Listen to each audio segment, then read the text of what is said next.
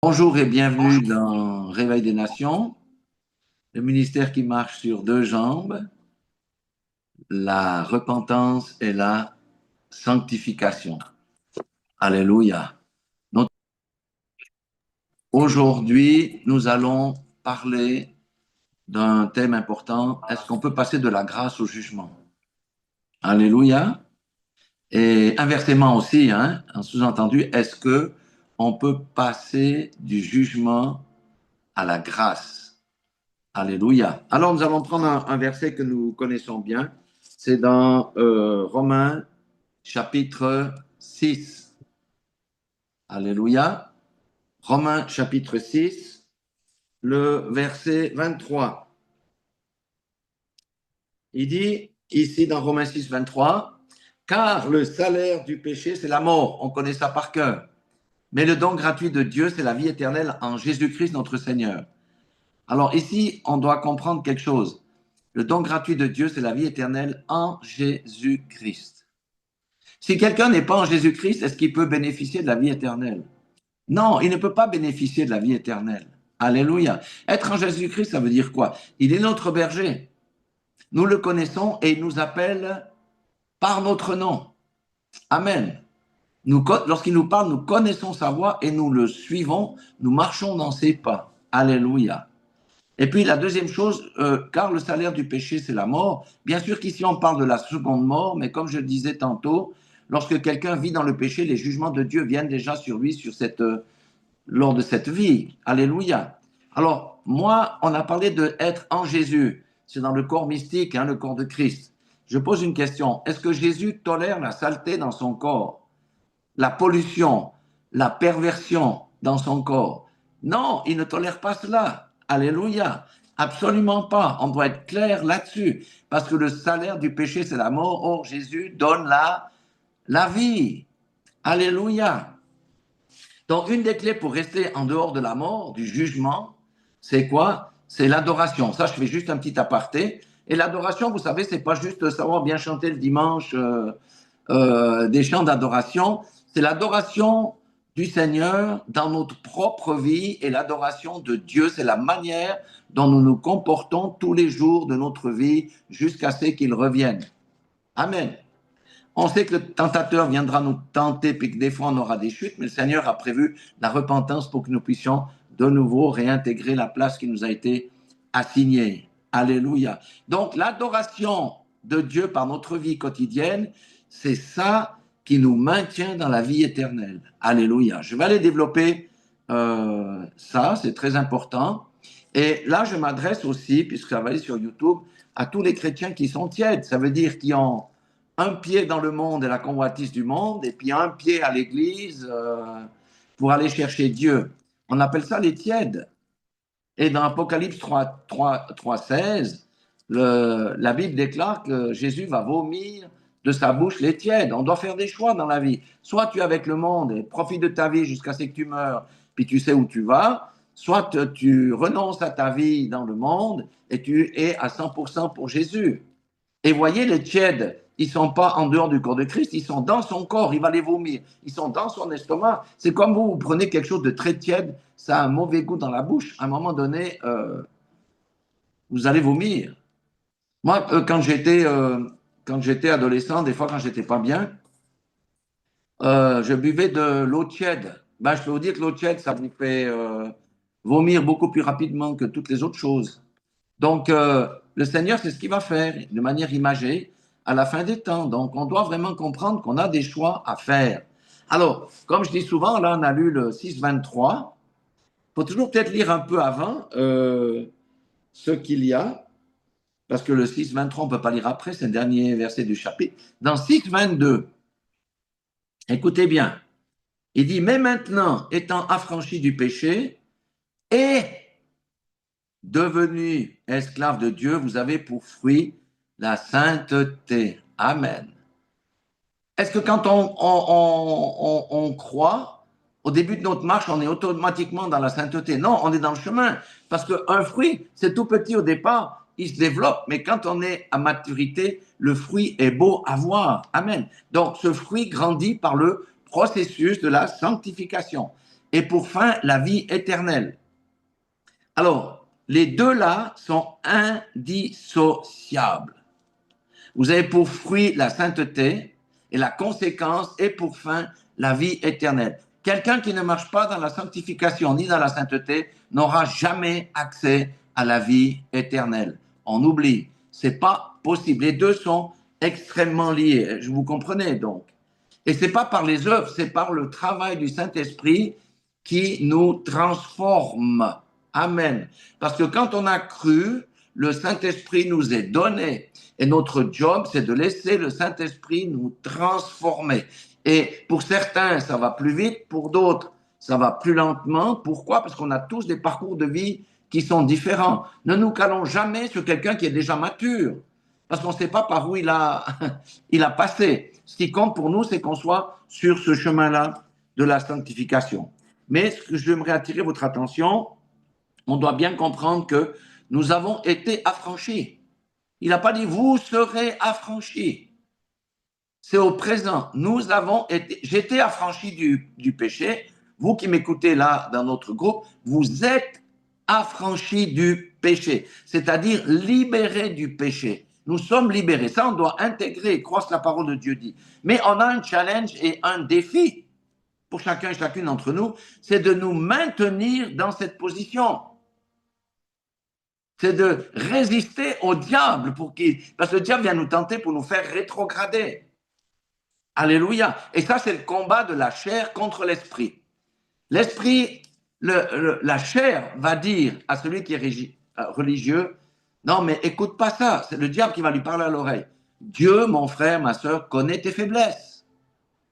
Mais il dit vrai. Mais lui, il sous-entend, s'il connaît, continue comme ça. De toute façon, c'est tout bon. Mais le Seigneur connaît tes faiblesses, mais il ne veut pas que tu restes dans la faiblesse. Parce qu'il veut que tu grandisses. Alléluia. Donc, Dieu ne justifie jamais les faiblesses de quelqu'un. Jamais. Qui est-ce qui justifie les faiblesses de quelqu'un? C'est l'adversaire. L'adversaire, au travers de ta chair, au travers de notre chair, va justifier nos faiblesses. Bien sûr, c'est un combat qui n'est pas toujours facile. On a des périodes où on est tout en haut, puis des périodes où on est un peu secoué, n'est-ce pas? Enfin, si vous êtes comme moi, vous passez par là aussi. Des fois, j'ai une bonne relation, puis tout d'un coup, tu es assailli de combines, tu dois te battre, et des fois tu tombes. Mais on a toujours l'apport de la repentance pour se relever. Ce qu'on doit retenir, c'est que Dieu ne justifie pas les faiblesses. Parce qu'il a sacrifié son Fils Jésus-Christ pour que nous puissions être affranchis du péché. Et nous avons été affranchis du péché. Moi, je proclame, je suis affranchi du péché. Et quand le diable nous attaque, moi, je suis affranchi du péché. Je suis libéré du joug de la servitude. Je suis libéré du joug de la servitude. Et je dois dire ici qu'il y a des gens qui ont bien commencé, mais après, sur la durée, qu'est-ce qu'ils font? Ils commencent à pécher. Ça veut dire, quand je dis pécher, c'est à pratiquer un péché, qu'il sait être contraire à la parole de Dieu. Et il ne veut pas renoncer à ce péché. Et en général, on parle ici de quelqu'un qui a goûté au don de l'esprit, quelqu'un qui a connu la vérité, mais qui choisit de pratiquer le péché alors que dans sa conscience, le Saint-Esprit ne va pas sur cette porte-là. C'est la porte de la malédiction, c'est la porte du jugement. Il a goûté aux bontés du Seigneur. Vous savez, la croix, c'est comme ça. Nous sommes sauvés par grâce, nous sommes par le moyen de la foi, d'accord? Nous sommes sous la grâce du Seigneur. Quiconque est sous la grâce du Seigneur, il a la faveur de Dieu. C'est Dieu qui va le garder, c'est Dieu qui va le protéger, et il est sur le chemin des bénédictions, il a la victoire. Mais quand on est là, il y a le jugement. Quand on quitte la grâce, on se met sous le jugement de Dieu. Deutéronome 28, on retourne, on quitte la grâce. Pourquoi? Parce qu'on a préféré le péché plutôt que Jésus-Christ. Parce que quelqu'un qui pratique le péché devient un avec le péché. Il est en accord avec le péché. Et si tu es en accord avec le péché, est-ce que tu es en accord avec Jésus-Christ? Non, tu n'es plus en accord avec Jésus. C'est une position très dangereuse. On appelle ça les rétrogrades. C'est une position qui est très, très dangereuse. Quand on est comme ça, est-ce qu'on est encore sur le cep? On n'est plus sur le cep. On peut être un moment, mais à un moment donné, on n'est plus. Regardez Jean 15. Jean 15, verset 6. Même le verset 5, il dit, hein, Jean 15, 5 et 6. Je suis le cep, vous êtes les sarments. Celui qui demeure en moi et en qui je demeure porte beaucoup de fruits. Alléluia. Car sans moi, vous ne pouvez rien faire. Maintenant, verset 6. Si quelqu'un ne demeure pas en moi, il est jeté dehors comme le sarment, il sèche, et puis on le ramasse, on le jette au feu et il brûle. Qu'est-ce que ça veut dire, quelqu'un qui ne demeure pas en moi? C'est qu'il sort pour pratiquer le péché, qui revient dans son ancienne vie. Il n'est plus en Christ. Il est en dehors de Christ. Vous voyez? Mais comme je dis, on peut avoir des périodes où on se retrouve dans ce cas de figure, mais nous avons la porte de sortie, c'est la repentance et d'abandonner la mauvaise voie qu'on a choisi de suivre. Amen. Et des fois même, on a besoin de délivrance pour pouvoir revenir dans la bonne voie. Donc voilà. Mais je vais vous dire ce que la Bible dit d'une telle personne. On doit comprendre ce que la Bible dit d'une telle personne. Je parle du rétrograde ici. Hein. Je ne parle pas du bébé spirituel qui vient de commencer sa marche. Parce qu'on a vu, avec l'exemple de Lazare, il a fallu enlever les bandelettes. Alors c'est notre esprit la communion avec Dieu est rétablie lorsqu'on vient à Christ. Mais après, il y a un processus de nettoyage. D'accord?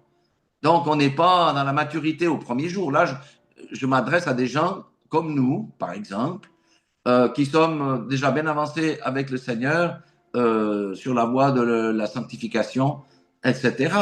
Hébreux 6, 4. Je dis ça parce que beaucoup de gens disent personne ne peut me ravir de la main de Dieu, même si je suis dans le péché. C'est une fausse doctrine. Le diable, quand tu marches avec Dieu, ne peut pas venir te ravir de la main de Dieu. Mais toi, tu peux sortir de sa main en choisissant volontairement de quitter la grâce pour te mettre sous le jugement de Dieu. Hébreux 6, 4. 6, 4 à 6. Il est dit ici, Hébreux 6, 4 à 6, car il est impossible que ceux qui ont été une fois éclairés, donc qui ont connu la vérité, hein, qui ont goûté le don céleste et qui ont eu part au Saint-Esprit, qui ont goûté la bonne parole de Dieu et la puissance des siècles à venir, et qui sont tombés. Ça veut dire quoi? Dans la pratique du péché. Je ne parle pas du péché occasionnel.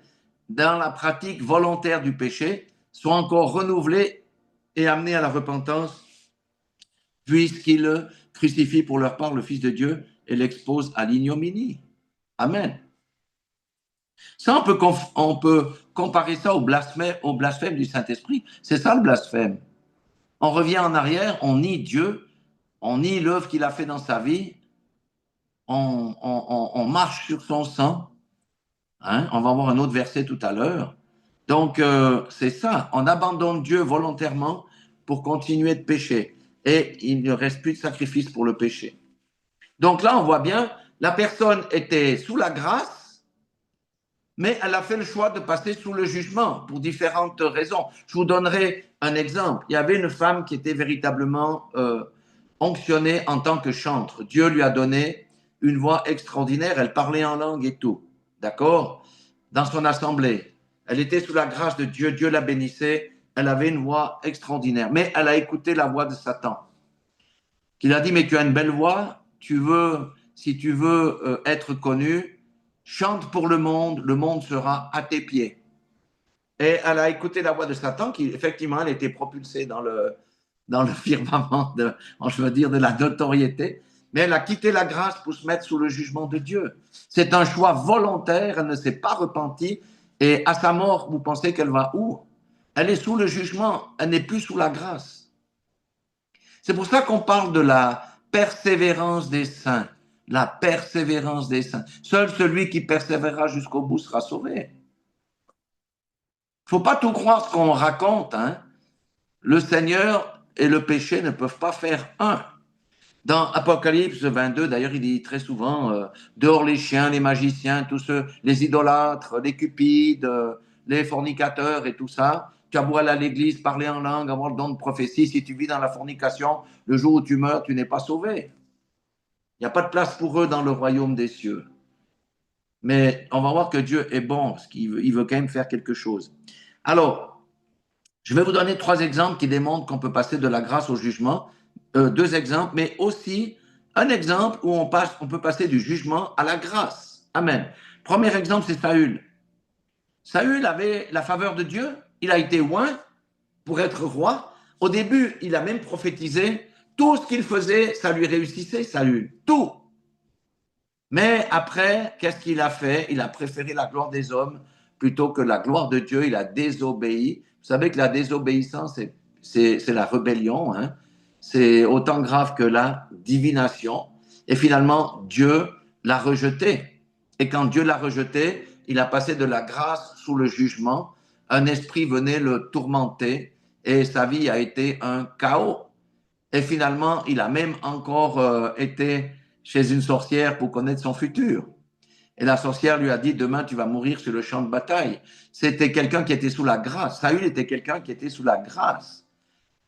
Il a été sous la grâce, mais il est passé sous le jugement, et ça c'était volontaire de sa part. Alors, il y a aussi quelqu'un qu'on connaît bien, qui a passé de la grâce sous le jugement, c'est David. David, c'était l'homme selon le cœur d'Éternel, mais quand il a couché avec Bathsheba, qu'il l'a mis enceinte, il a fait tuer son mari Uri le Héthien. Il est passé de la grâce sous le jugement de Dieu, mais Dieu a envoyé un prophète, il s'est repenti, et Dieu l'a rétabli sous sa grâce et sous sa faveur.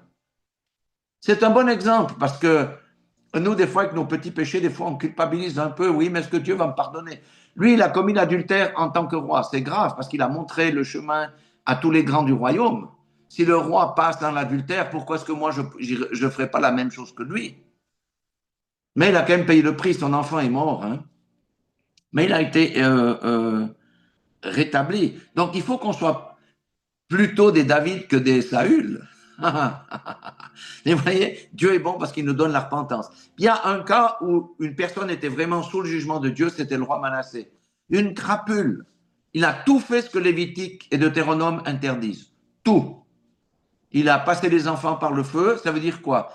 Pour honorer le dieu Moloch, on mettait c'était des statues soit en pierre ou en métal, avec une ouverture dessous. On faisait un grand brasier.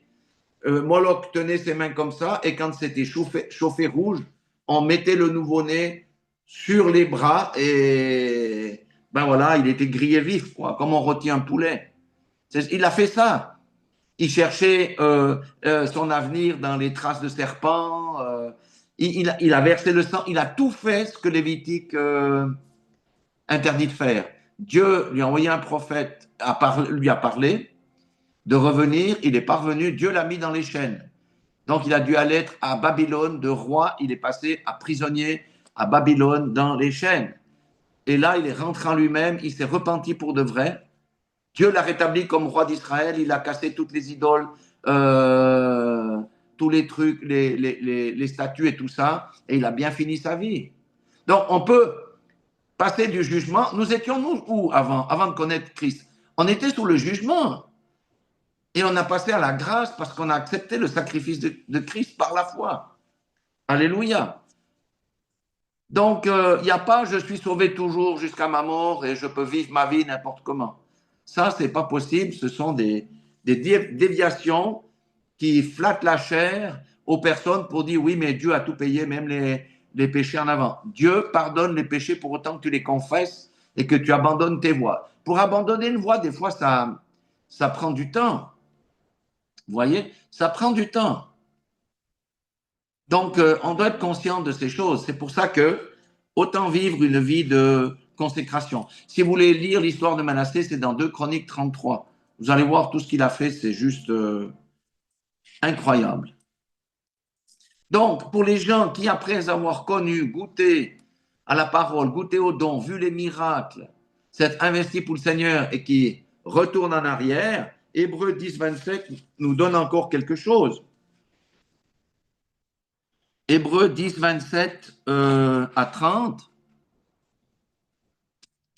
il dit que pour une telle personne, hein, il lui reste quoi? Mais une attente terrible du jugement et l'ardeur d'un feu qui dévorera les rebelles. Celui qui a violé la loi de Moïse meurt sans miséricorde sur la déposition de 2 ou 3 témoins. De quel pire châtiment pensez-vous que sera jugé digne celui qui aura foulé aux pieds le Fils de Dieu? En tombant, en rétrogradant, puis en refusant de revenir à Dieu, qui aura tenu pour profane le sang de l'alliance par lequel il a été sanctifié et qui aura outragé l'esprit de grâce, car nous connaissons celui qui a dit, à moi la vengeance, à moi la rétribution, et encore, le Seigneur jugera son peuple. C'est une chose terrible que de tomber entre les mains du Dieu vivant. Moi, j'ai connu le fils d'un pasteur, hein, quand je travaillais à la banque. Il connaissait la Bible par cœur. Mais lui m'a dit, tout ça, ça ne m'intéresse plus. Cette personne a eu un accident de voiture, hein. Il a été défiguré. Ah, il a une bouche tordue, le nez complètement cassé, etc. C'est pas bon de rétrograder. Je dis pas que c'est impossible que ça nous arrive. Vous voyez ce que je veux dire? Mais je dis à un frère ou une sœur qu'on connaît qui rétrograde, il faut vraiment l'exhorter avec la parole de Dieu pour que la personne abandonne son péché et revienne à Dieu. Tant qu'elle n'est pas morte, il y a toujours la possibilité de sortir. Qu'est la repentance? Ça veut dire, c'est pas le remords, la repentance. C'est je reconnais et j'abandonne et je reviens me repositionner comme David l'a fait après l'histoire d'Uri. Et c'est la miséricorde de Dieu, parce que Dieu aimerait qu'aucun d'entre nous ne périsse. Et il nous tend les bras comme le Fils prodigue. Alléluia. Alors, maintenant, on a vu ces choses-là, on doit réfléchir. Comment est-ce qu'on peut éviter que quelqu'un ou que nous-mêmes, on arrive à ce point de non-retour? Je suis sûr que parmi les gens que vous connaissez, il y a des gens qui ont quitté l'Évangile. Il y a même des pasteurs qui ont quitté l'Évangile pour aller vivre dans la fornication, pour d'autres raisons, etc. On en connaît. Alors, qu'est-ce qu'on doit faire? Ça veut dire d'abord, il y a le Saint-Esprit qui donne des avertissements et qui propose des solutions. Parce que Dieu nous aime tellement qu'il ne veut pas qu'on finisse comme ça. On doit savoir que le Seigneur m'avait dit de prêcher que l'Église était un hôpital lorsque j'étais au Burundi. Et dans un hôpital, il y a des adultères, il y a des fornicateurs, il y a des médisants, des fraudeurs, des jaloux, des cupides. Tous ces gens-là sont bienvenus dans l'Église. Mais nous, l'erreur qu'on fait, c'est qu'on les juge et puis on les chasse. Ils sont bienvenus, pourquoi, dans l'Église? Parce qu'on peut leur donner un médicament pour qu'ils abandonnent leur voie. C'est pour ça qu'on ne doit pas juger les gens qui ont des piercings dans les oreilles, dans le nez, des tatouages lorsqu'ils viennent à l'Église. Ils ont besoin de délivrance. Alléluia. Et c'est pour ça qu'on doit dire qu'ils sont les bienvenus, parce qu'on va leur proposer un médicament, mais après, c'est à eux de savoir s'ils vont prendre le médicament ou pas. Des fois, moi, le médecin me prescrit les médicaments, mais je ne le bouffe pas, je ne le mange pas. Parce que je vois que les effets secondaires sont plus grands que les bénéfices. Donc j'ai le choix de prendre ou de ne pas prendre. Vous voyez ce que je dis? C'est la même chose. Le médicament que l'Église propose, l'Église, c'est vous et moi, hein, ce n'est pas les bâtiments. Hein. On peut proposer à un frère ou une sœur. La décision, au final, elle est chez lui ou chez elle. Nous, on ne peut pas le prendre à sa place, ce médicament. Donc, le traitement préventif, c'est la repentance qui mène au lavage par l'eau de la parole. Jean 15, 3 nous dit quelque chose à ce sujet. Jean 15, 3. Il parle aux disciples. Hein. Puis même, on va prendre le verset 1 à 3. Jean 15, 1 à 3. Ça explique vraiment tout, ce chapitre de Jean 15. Je suis le vrai cep. Ça veut dire qu'il y a un faux cep. Le faux cep, c'est le cep religieux. Et il y a même un troisième cep. C'est le cep de la perversion sexuelle. Vous trouverez ça, fouinez ça dans la Bible, je n'ai pas la référence exacte, mais il dit le cep là, le terroir de Sodome et le fruit de Gomorre. Il y a un seul cep, c'est Jésus-Christ, le vrai cep. Hein. Et mon Père est le vigneron. Tout sarment qui est en moi et qui ne porte pas de fruits, il fait quoi? Il le retranche. Dieu est patient. Il est patient. Mais ça, c'est un verset qui fout la trouille. Il le retranche, il le coupe. Parce que la sève ne produit aucun effet dans la vie de la personne. Et tout sarment qui porte du fruit, il l'émonde afin qu'il porte encore plus de fruits. Amen. Nous, nous voulons une récolte, que nous produisions une récolte abondante.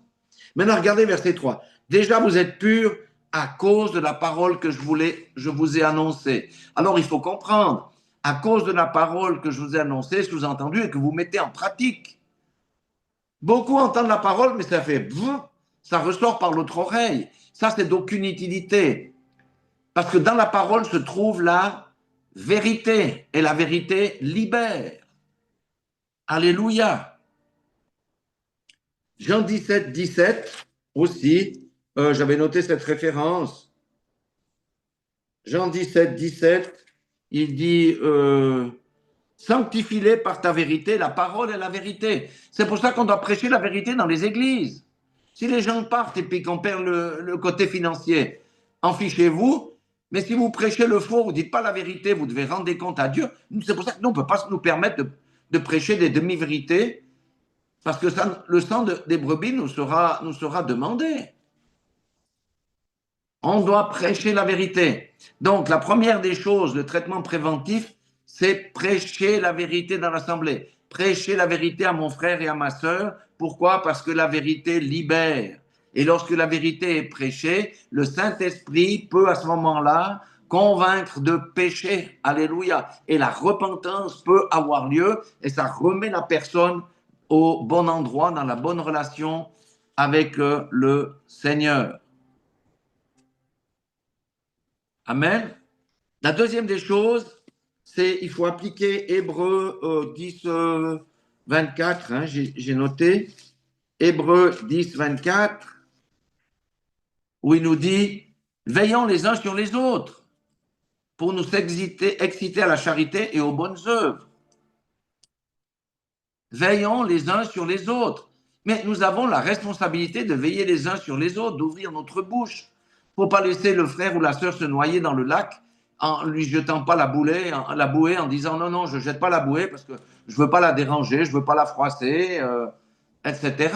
La vérité doit être dite, on doit veiller les uns sur les autres. C'est pour ça que dans une église de 1000 membres, moi j'ai rien contre les grandes églises, mais comment on connaît qui est qui, comment les gens vivent?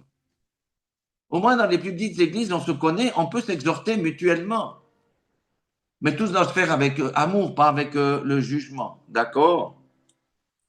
Et puis même Hébreux 10, 25, là je vais apporter une clarification dans ma version, c'est mal traduit.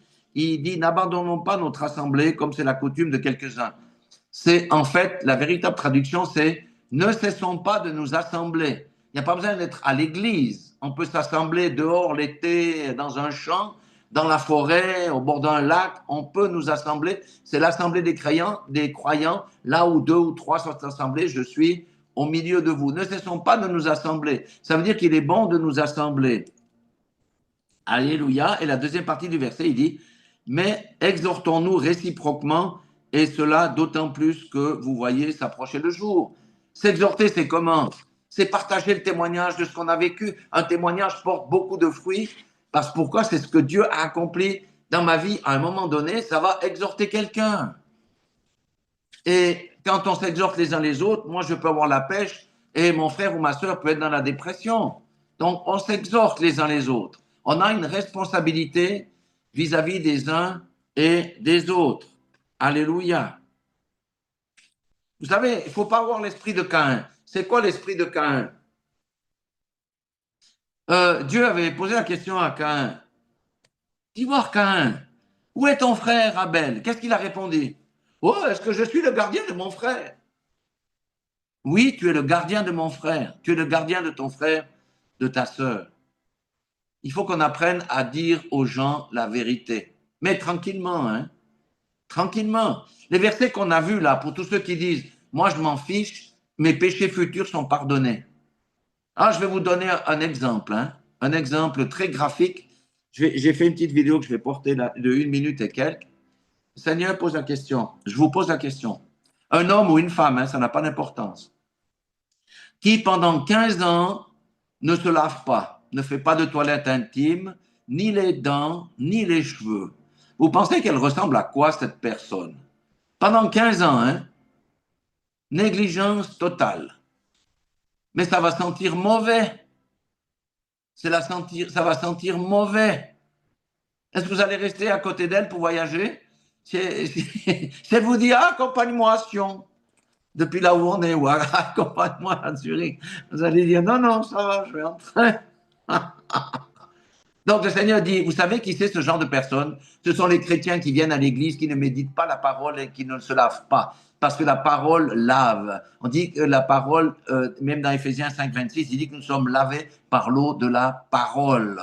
Ce sont les gens qui ne se repentent pas. Donc le péché colle de plus en plus. Une petite tache qui s'agrandit, et la tunique devient sale. On ne voit plus la blancheur de la tunique. D'ailleurs, la Bible dit que ceux qui disent qu'ils sont sans péché mentent. Vous voyez? Alors, le jour où ces personnes vont mourir, vont aller avec Dieu, devant Dieu comment? Dans un état comme ça. Vous croyez qu'ils vont entrer dans le royaume? Mais jamais de la vie. Et ça, c'est l'esprit religieux fait ça. J'ai pas besoin de me repentir, j'ai pas besoin de prier, j'ai pas besoin de méditer. Moi, je suis sauvé, tout va bien. Toi, tu es sauvé. Oui, je viens à l'église le dimanche juste pour écouter la parole de Dieu. Mais mon ami, tu es en grand danger. Quand la persécution va venir, ta foi, là, ça va comment? Ta foi est morte. Tu produis rien du tout. Tu sais même pas, tu n'auras même pas une proclamation. Quand les mauvais esprits vont t'attaquer, quand tu auras des situations difficiles, tu dis, oui, j'avais entendu le psaume 91. Le temps que tu cherches ta Bible, que tu n'as même plus, que tu ne sais plus où elle est, tu vas proclamer comment les choses pour te protéger. C'est fini, tu es cuit. Tu es le sandwich du diable. Donc la parole, très important ici. Et puis même, j'ai noté aussi 1 Thessaloniciens 5, 14. J'ai encore deux versets, hein, qui nous ramènent à notre propre responsabilité. 1 Thessaloniciens 5, 14 dit, nous vous en prions aussi, frères, avertissez ceux qui vivent dans le désordre, qui vivent sans être mariés, qui vivent dans la fraude aux assurances, qui vivent dans des tas de choses. J'ai beaucoup aimé les témoignages de la sœur Corinne. Comment, quand on est honnête, comment l'État peut effacer des dettes? Ah, c'est incroyable. Mais ceux qui vivent dans la fraude aux assurances, ils ont beau avoir la Bible à la main, ils ont la Bible à la main, ils connaissent les versets bibliques, ils parlent en langue et tout, mais ils vivent dans la fraude aux assurances. On doit avertir ces frères-là. Et lorsqu'on les avertit, ils quittent l'Église pour aller ailleurs, parce qu'ils ne veulent pas abandonner la fraude. Les fraudeurs n'entreront pas dans le royaume des cieux. Avertissez ceux qui vivent dans le désordre, consolez ceux qui sont abattus, supportez les faibles. Bon, pour moi hein, aussi, usez de patience envers tous. Ah, des fois, il faut de la patience. Mais le Seigneur nous demande d'être patient. Alléluia. Donc, nous avons tous une responsabilité quelque part. Et Jude 1, 22, il dit même, hein, reprenez les uns ceux qui contestent. Sauvez-en d'autres en les arrachant du feu, et pour d'autres encore, ayez une pitié mêlée de crainte, haïssant jusqu'à la tunique souillée par la chair. On vit dans les temps où on a intérêt à faire ce que dit la parole de Dieu. Déjà, il faut déjà se préserver nous-mêmes, déjà, de toutes les choses qu'on a vues. Mais en tant que disciples, on porte tous cette responsabilité de veiller les uns sur les autres et de ne point garder la bouche fermée. Après, vous avertissez une fois, deux fois, laissez tomber. La personne ne veut pas. C'est la même, c'est son problème. Mais la Bible dit quoi? Qu'est-ce qu'il faut faire? Secouer la poussière de vos sandales et puis passer votre route. Donc, est-ce qu'on peut passer de la grâce au jugement? Oui. Est-ce qu'on peut passer du jugement à la grâce? Oui. Amen. Dieu est bon. Nous sommes encore dans le temps de la grâce. Il y a une possibilité, mais il ne faut jamais franchir la ligne rouge qu'on a vue tout à l'heure, c'est de abandonner Christ de manière volontaire après avoir goûté à la vérité, aux dons célestes, aux fruits de l'esprit et tout ça. Ça, il n'y a plus de porte de sortie pour ces gens-là. Donc, mais avant d'arriver là, on a vu, il faut entendre la voix de l'Esprit qui prêche la vérité pour que le Saint-Esprit puisse nous ramener dans la voie droite. C'est ce qu'a fait David. Mais c'est ce que n'a pas fait Saül. Et Saül a eu une mort de chien. Il a demandé à un comment on appelle, qui était avec lui, là, de le tuer. Et l'autre a dit non, je ne peux pas tuer le roi. Alors il s'est suicidé, il s'est jeté lui-même sur sa propre épée. Un gars qui a été loin de l'esprit. Il y a un qui avait bien commencé, mais c'est Samson. Il a mal fini, mais il s'est repenti aussi. Mais il est mort lorsqu'il a écarté les colonnes et que les Philistins sont morts. Il a été écrasé aussi par les colonnes. Donc, vous savez, je profite de rebondir sur Samson. Pourquoi c'est important? Parce que si vous avez le don de Dieu, quelqu'un a des dons, on a tous des dons. Mais qu'est-ce qui est plus important? C'est le caractère. C'est le caractère. C'est le caractère.